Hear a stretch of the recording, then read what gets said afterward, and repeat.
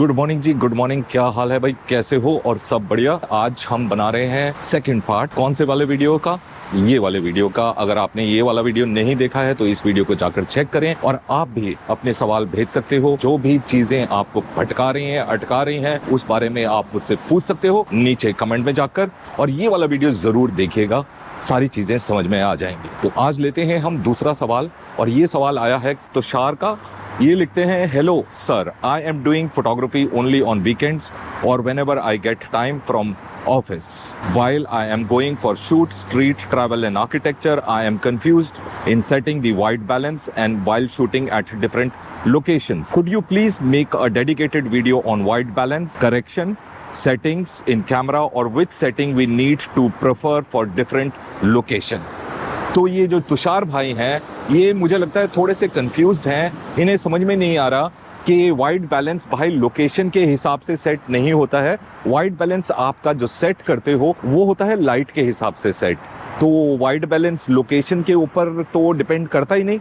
तो पहले तो आप अपने दिमाग से ये चीज़ निकाल दो कि लोकेशन के हिसाब से हम वाइट बैलेंस सेट करते हैं। अगर आप लोकेशन का मतलब ये सोच रहे हो कि अगर हम सनराइज में शूट कर रहे हैं या सनसेट पे शूट कर रहे हैं तो हाँ, फिर ठीक है। तो देखो भाई, आपका जो कैमरा होता है उसका जो वाइट बैलेंस होता है उसको सेट करने के लिए पहले आपको ये समझना पड़ा कि वाइट बैलेंस होता क्या है और वाइट बैलेंस किस तरह से काम करता है। ये होता है भाई लाइट के अलग अलग टेम्परेचर्स, और इन टेम्परेचर्स के हिसाब से हम अपने वाइट बैलेंस को सेट करते हैं। नॉर्मली अगर आप शूट कर रहे हो दिन में और जहाँ पर डे लाइट है तो वहाँ पर 56,000 केल्विन का टेम्परेचर सेट करोगे तो कोई प्रॉब्लम नहीं आएगी।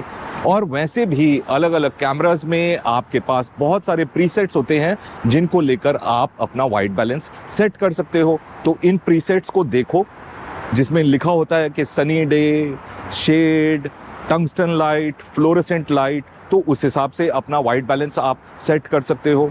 थोड़ा सा इसके बारे में अगर आप पढ़ोगे तो आपको समझ में आएगा कि अलग अलग टाइम पर, अलग अलग दिन के माहौल पर, इंडोर में, आउटडोर में किस तरह से ये जो वाइट बैलेंस है ये डिफर करता है और आपको किस तरह से उसको सेट करना होता है। अलग अलग कैमरास में अलग अलग सेटिंग्स होती हैं, और ये सेटिंग्स अगर आप जानना चाहते हो, इनके बारे में समझना चाहते हो, तो सिंपल सा तरीका है कि भाई आप अपने कैमरा के मैनुअल को देखो, उस मैनुअल को पढ़ो और उसमें लिखा होगा कि आप अपना वाइट बैलेंस कैसे सेट कर सकते हो।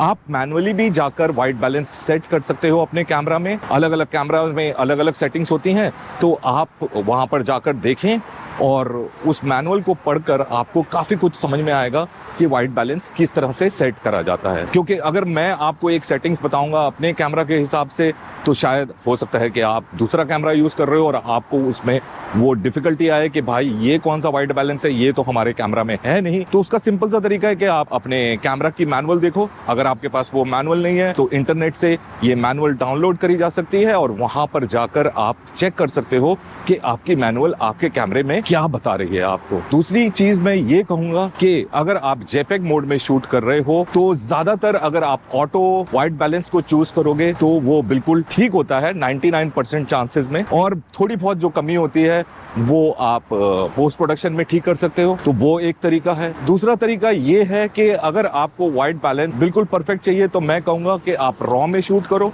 जब आप रॉ में शूट करते हो तो आपके पास पूरा कंट्रोल होता है। जब आप अपनी पिक्चर्स डाउनलोड करते हो और उनको प्रोसेस करते हो तो वहां पर जाकर अपने वाइट बैलेंस को अपने हिसाब से आप सेट कर सकते हो। इवन प्रीसेट्स जो हैं उनको भी यूज कर सकते हो अपने वाइट बैलेंस में जब आप पोस्ट प्रोसेसिंग कर रहे हो। तो वाइट बैलेंस को लेके इतना जो लोग कंफ्यूज्ड रहते हैं उसको इतना कंफ्यूज्ड रहने की जरूरत नहीं है। इससे अच्छा मैं ये बोलूंगा कि आप अपने काम के ऊपर, अपने फोटोग्राफी के ऊपर ज्यादा ध्यान दें, क्योंकि वाइट बैलेंस को ठीक करना कोई बड़ी बात नहीं है पोस्ट प्रोसेसिंग में। और 99% अगर आप ऑटो वाइट बैलेंस यूज कर रहे हो तो वो ठीक होता है, उसमें कोई भी गड़बड़ नहीं होती है। मैं अपनी फोटोग्राफी में 99% टाइम ऑटो वाइट बैलेंस ही रखता हूं। तो भाई आप अपने दिमाग को और सोच को थोड़ा सा बदलो। चीजें बहुत मुश्किल नहीं है, थोड़ी सी रिसर्च करो, थोड़ा सा पढ़ो, अपने कैमरा को समझो, ये समझो कि भाई किस टाइम पर क्या लाइट है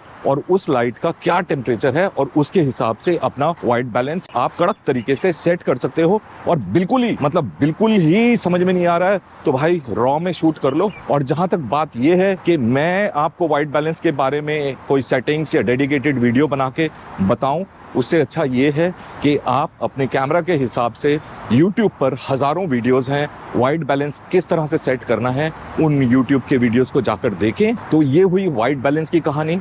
अब इसके बाद हम करते हैं दूसरी कहानी कि अगर आप भी कुछ समस्या में अटके हुए हो, कहीं पे भटके हुए हो, कहीं पे चीज़ें समझ में नहीं आ रही हैं और आप जानना चाहते हो उसका सॉल्यूशन, तो आप इस वीडियो के कमेंट बॉक्स में जाकर कमेंट करें। अशोक वर्मा बैठा है आपके लिए और अपनी तरफ से जितनी मुझे नॉलेज है मैं आपको उस चीज़ का सॉल्यूशन बताने की पूरी कोशिश करूंगा। तो जल्दी से जाएं, कमेंट बॉक्स में जाकर कमेंट करें और क्या समस्या आ रही है आपको मुझे बताएं। मैं आपकी मदद करने के लिए यहाँ पर बैठा हुआ हूँ, बैठा नहीं हूँ, खड़ा हुआ हूँ। करते हैं फिर आपकी समस्या का भी समाधान। और अगर आपने अभी तक ये वाला वीडियो नहीं देखा है तो जाकर इस वीडियो को जरूर चेक करें, बहुत कुछ सीखने को मिलेगा, बहुत कुछ जानने को मिलेगा। मिलते हैं फिर हम अगले वीडियो में। Till the next time, take care, bye bye. सवाल भेजते रहो, जवाब मिलते रहेंगे।